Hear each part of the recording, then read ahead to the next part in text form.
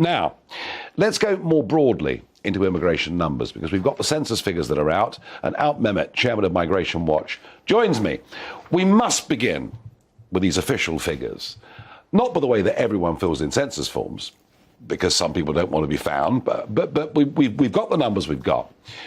We must begin with Romanians, because I said, in 2013-14, that by opening the door to Romania, I thought it was reasonable to expect that up to 250,000 could come. I mean, goodness me, you would have thought I'd advocated killing the firstborn.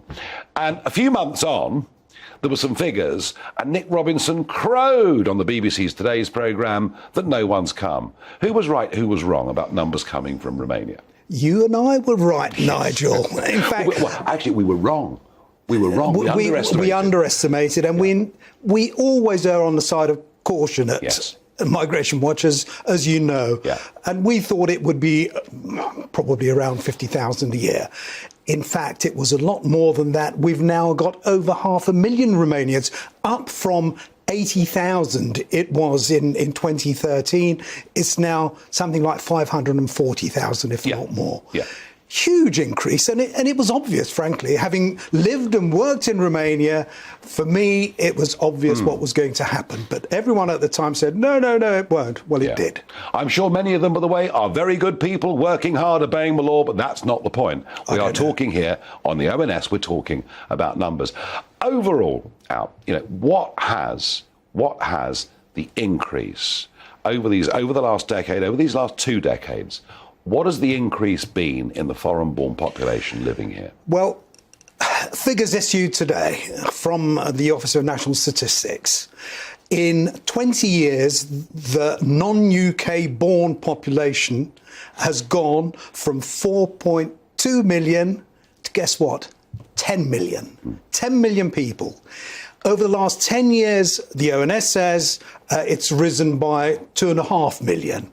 Well, it depends which figures you look at, because if you look at those who were here, left briefly and came back, it actually goes up to 4.2 million.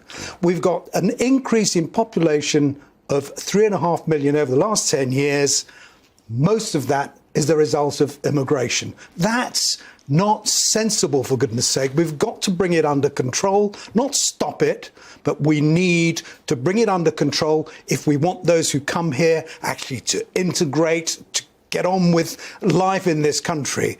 That is impossible. And it impacts on school places. We're seeing that in Kent today. School places, on the health service, on housing. It impacts on everything if you have population increase, largely because of immigration, at the sort of pace that we've had it. We've got to bring it under control.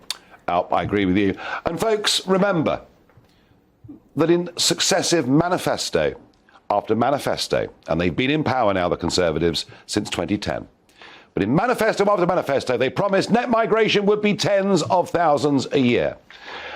Instead, we hear from Alp Mehmet that up to 4.2 million extra people have come and settled in this country since the Conservative Party took power. 4.2 million. You have to ask yourself a question. When they make those pledges at election time, are they saying it because they simply think it's what you want to hear? Have they been honest and straight with you on this issue? I don't believe they have. Alp Mehmet, thank you very much. My pleasure. Indeed. Now, moving on to a different